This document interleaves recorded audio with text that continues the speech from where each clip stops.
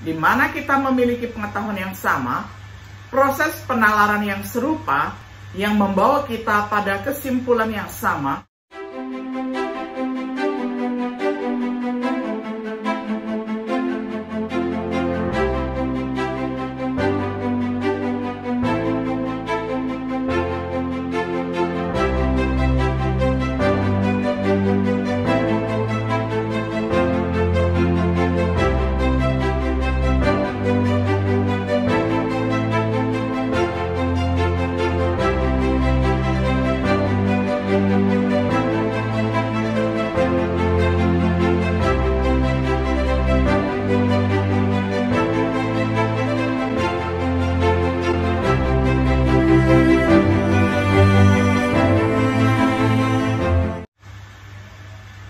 Shalom, sahabat Biblika yang dikasihi oleh Tuhan.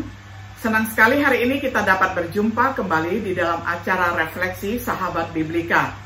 Pada hari ini kita tiba pada episode yang pertama di dalam serial pembahasan kitab 1 Korintus dengan tema Masalah Perpecahan. Kita akan membaca firman Tuhan dari 1 Korintus pasal pertama ayat yang ke-10 hingga ayatnya yang ke-13. Saya akan bacakan untuk kita semuanya di dalam terjemahan sederhana Indonesia. Saudara-saudari, saya sungguh-sungguh memohon dalam nama Tuhan kita Kristus Yesus, supaya kalian seia sekata dan tidak terpecah belah. Biarlah kalian sungguh-sungguh bersatu, sehati dan sepikiran. Saya menasihatkan hal itu karena beberapa orang dari keluarga Klu memberitahukan kepada saya bahwa ada pertengkaran di antara kalian, saudara-saudari. Maksud saya, di antara kalian ada yang berkata, saya pengikut Paulus, dan ada yang berkata, saya pengikut Apolos. Yang lainnya berkata, saya pengikut Petrus, sedangkan yang lain lagi berkata, saya pengikut Kristus. Pikirkanlah, Kristus tidak bisa dibagi-bagi. Dan bukan Paulus yang sudah disalibkan untuk kalian. Kalian juga tidak dibaptis dalam nama Paulus. Sampai sedemikian jauh pembacaan firman Tuhan. Dari 1 Korintus pasal pertama ayat yang ke-10 hingga ayat yang ke-13.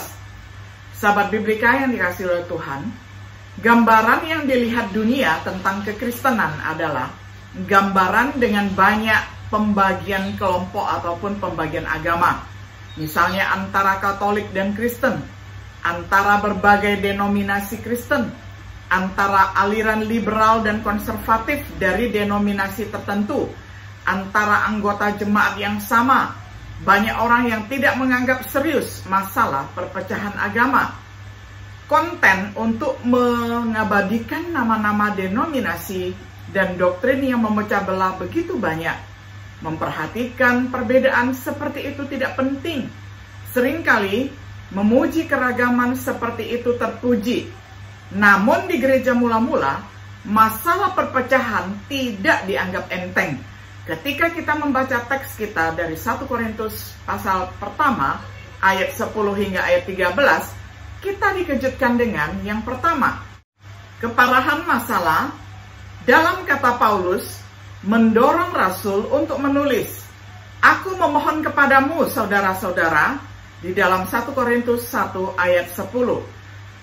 Rasul Paulus di sini memohon kepada otoritas Kristus untuk berhenti menciptakan pertikaian perpecahan yang ada di dalam gereja di Korintus. Untuk kesan yang diberikan sebagai perpecahan seperti itu. Bahkan Kristus entah bagaimana bisa terbagi-bagi di dalam tubuh gereja tersebut. Bahwa kesetiaan mereka adalah kepada beberapa orang daripada kepada Kristus. Karena pembagian seperti itu menunjukkan hawa nafsu dan ketidakdewasaan rohani. Bisa dibaca di dalam 1 Korintus 3 ayat pertama hingga ayat yang keempat. Paulus tentu saja menganggap serius masalah perpecahan agama. Dalam firman dan perbuatan Yesus. Yesus berdoa untuk persatuan di antara mereka yang percaya kepadanya. Dapat dibaca di dalam Yohanes 17 ayat 20 hingga ayatnya yang ke-21. Kesatuan yang serupa antara Bapa dan Anak. Yohanes 17 ayat 21b, ayat 22b. Jemaat mestinya berpartisipasi dalam kesatuan antara Bapa dan Anak. Yohanes 17 ayat 21c, 23a. Untuk dua alasan Yesus berdoa untuk kesatuan ataupun persatuan di antara orang percaya. Supaya dunia percaya bahwa Engkau mengutus aku, Yohanes 17 ayat 21. Supaya dunia tahu bahwa Engkau yang mengutus aku dan telah mengasihi mereka seperti Engkau mengasihi aku. Yohanes 17 ayat 23. Dia bahkan menyampaikan kemuliaan dari Bapa untuk memungkinkan persatuan. Aku sudah memberikan kepada mereka kuasa dan kemuliaan yang sudah Engkau serahkan kepadaku. Aku memberikannya supaya mereka tetap bersatu sama seperti kita selalu bersatu. Yohanes 17 ayat 22. Dia juga mati untuk membawa kesatuan antara orang Yahudi dan bukan Yahudi. Efesus 2 ayat 13-16. Yesus berdoa dan mati untuk persatuan. Dia tentu saja menganggap serius perpecahan atau pembagian agama. Bagaimana mungkin kita yang mengaku Kristen saat ini menganggap enteng masalah perpecahan agama? Jika kita menghargai perhatian Yesus dan Paulus, apa yang dapat kita lakukan? Dalam teks kita menemukan hal yang kedua, solusi masalah. Jelaskan hal yang sama. Jadi Rasul Paulus memerintahkan dalam teks kita 1 Korintus 1 ayat 10, tentu saja itu lebih mudah diucapkan daripada dilakukan. Tapi inilah tujuan yang harus kita perjuangkan. Tujuannya lebih mungkin jika kita mengindahkan kata-kata Petrus.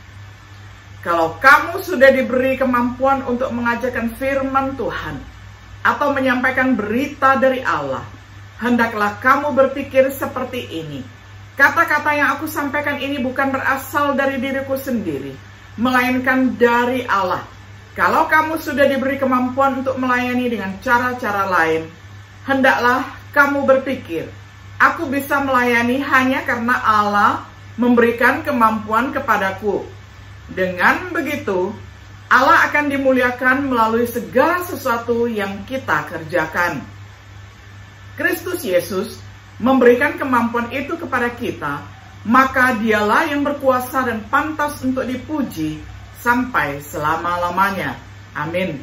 1 Petrus 4 ayat 11. Jika ada yang berbicara, biarkan dia berbicara sebagai sabda Tuhan.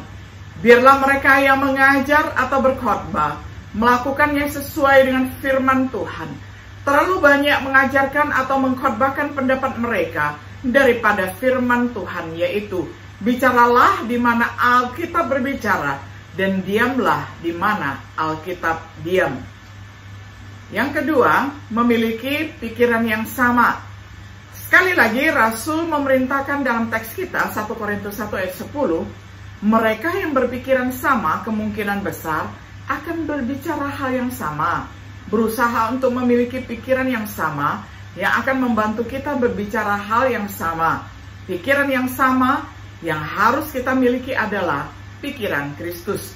Filipi 2 ayat 1 sampai ayat yang kelima, yang menghasilkan penghiburan, kenyamanan, persekutuan, kasih sayang, dan belas kasihan, yang membutuhkan kerendahan hati, berpikir tinggi tentang orang lain, kepedulian terhadap orang lain.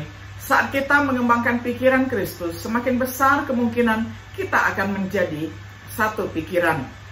Berikutnya, memiliki kepercayaan yang sama. Seperti yang ditekankan di dalam teks kita 1 Korintus 1 ayat 10, di mana kita memiliki pengetahuan yang sama, proses penalaran yang serupa yang membawa kita pada kesimpulan yang sama tentang berbagai masalah. Banyak perpecahan agama adalah hasil dari standar otoritas yang berbeda. Banyak yang mengacu pada aturan mayoritas, tradisi manusia, perasaan pribadi, dan lain sebagainya. Orang Kristen dalam Perjanjian Baru diharapkan untuk tinggal di dalam doktrin para rasul, seperti yang diajarkan di setiap gereja. Mereka rajin mempelajari pengajaran para rasul dan sering berkumpul dalam persekutuan, berdoa bersama, makan bersama, serta melakukan perjamuan kudus. Kisah Para Rasul 2 ayat 42. Untuk itulah saya sudah mengutus Timotius kepada kalian, yakni agar dia mengingatkan kalian tentang cara hidup yang pantas bagi orang-orang yang sudah bersatu dengan Kristus. Cara hidup demikianlah yang selalu saya lakukan dan ajarkan kepada setiap jemaat. Saya mempercayakan tugas itu kepadanya karena Timotius adalah anak rohani saya yang sangat setia melayani Tuhan. 1 Korintus 4 ayat 17. Supaya kalau saya terlambat datang, melalui surat ini, kamu akan mengetahui bagaimana seharusnya kita hidup sebagai keluarga Allah. Yang dimaksud keluarga Allah adalah kesatuan seluruh jemaat milik Allah yang hidup.